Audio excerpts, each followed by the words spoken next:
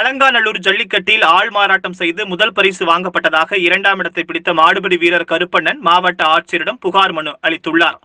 உலக புகழ்பெற்ற அலங்காநல்லூர் ஜல்லிக்கட்டு போட்டி ஜனவரி 16ஆம் தேதி நடைபெற்றது. இப்போட்டியில் மாடுபிடி வீரருக்கு முதல் பரிசான காரை கொடுப்பதில் மோசடி நடைபெற்றுள்ளதாகவும், ஒரே பதிவு எண்ணில் 2 பேர் ஜல்லிக்கட்டில் பங்கேற்று முதல் பரிசை வாங்கியுள்ளதாக 2ஆம் இடத்தை பிடித்த கருப்பண்ணன் என்கிற மாடுபிடி வீரர் மாவட்ட ஆட்சியரிடம் புகார் மனு அளித்தார். பின்னர் செய்தியாளர்களை சந்தித்த மாடுபிடி வீரர் கருப்பண்ணன் கூறுகையில், முதல் சுற்று முதல் 3ஆம் சுற்று வரை பங்கேற்ற ஹரிகிருஷ்ணன் என்கிற மாடுபிடி வீரர் 5 காளைகளை பிடித்து முன்னிலை வகித்த பொழுது 3ஆம் சுற்றில் காயமடைந்தார். இந்நிலையில் ஹரிகிருஷ்ணன் தமது 33 எண் கொண்ட பணியனை மற்றொரு பதிவு செய்யப்படாத மாடுபிடி வீரரான கண்ணனிடம் கொடுத்ததாகவும், கண்ணன் 8 காளைகளை பிடித்ததால் 2 பேரும் காளைகளை அடக்கியதை கணக்கில் கொண்டு முதல் பரிசு வழங்கி உள்ளனர் என கூறினார். மாடுபிடி வீரர் மணி கூறுகையில், நேர்மை வீரத்துக்காகவும் ஜல்லிக்கட்டு நடத்தப்பட்டு வருகிறது.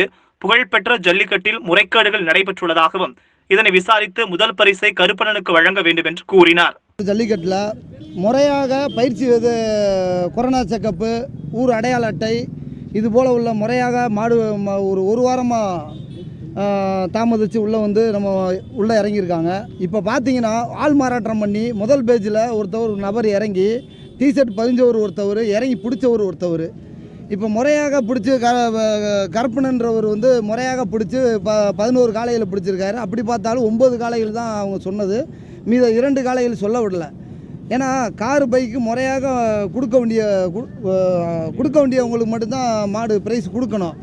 ஏன்னா இப்போ குறுக்கு வழியில் வந்துக்கிட்டு அப்புறம் எதுக்கு இவ்வளோ முதல்வர் நடத்துகிறாரு, துணை முதல்வர் இருக்கார், அனைத்து அரசாங்க அதிகாரி இருக்க வேண்டிய இடத்துல இவ்வளோ முறைகேடு நடக்குதுன்னா? ஆமாங்க, முதல் ரவுண்டு ஒருத்தவங்க ஹரிகிருஷ்ணன் சொல்லி ஒருத்தவர் டிஷர்ட் வாங்கியிருக்காரு, 33ஆம் நம்பரு. இவர் 2 மாடு பிடிச்சிட்டு வெளியேறாரு, ரெண்டு மாடு காயம்பட்டு வெளியேறாரு.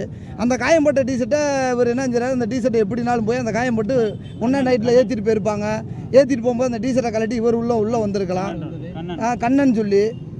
அந்த பட்சத்தில் ஒரு உள்ளே இறங்கி மாடு பிடிச்சிருக்காரு. அப்போ அந்த ரவுண்டிலே கூட்டு சொல்லியிருக்காங்க. ஆள் மாறாட்டம் என்ன சொல்கிறாங்க, அப்போ அந்த ரவுண்டில் என்ன கூட்டு சொல்லியிருக்காங்க, என்ன இப்போ அந்த டிஷர்ட்டில் இருந்த ஒருத்தவர் இப்போ இருக்கிற ஒருத்தவர்னு சொல்லி அந்த லைவ்லேயே சொல்கிறாங்க.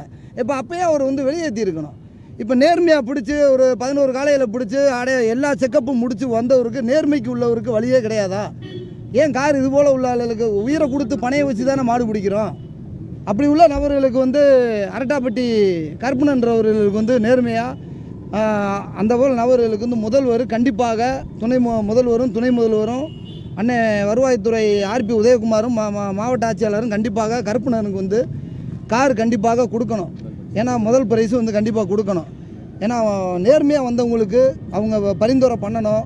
அந்த பட்சத்தில் பார்த்தீங்கன்னா நாங்கள் இன்றைக்கி வரையே ஒரு தாழ்மையாக அந்த இதை சொல்கிறோம். ஏன்னா ஒட்டுமொத்த மாடுபிடி வீரர்களுடைய மனம் அதிருப்தியில் இருக்கும், காளை உரிமையாளர்களுடைய அதிருப்தியில் இருக்கும். இது மதுரை முடக்கத்தான் மணி, தமிழ்நாடு.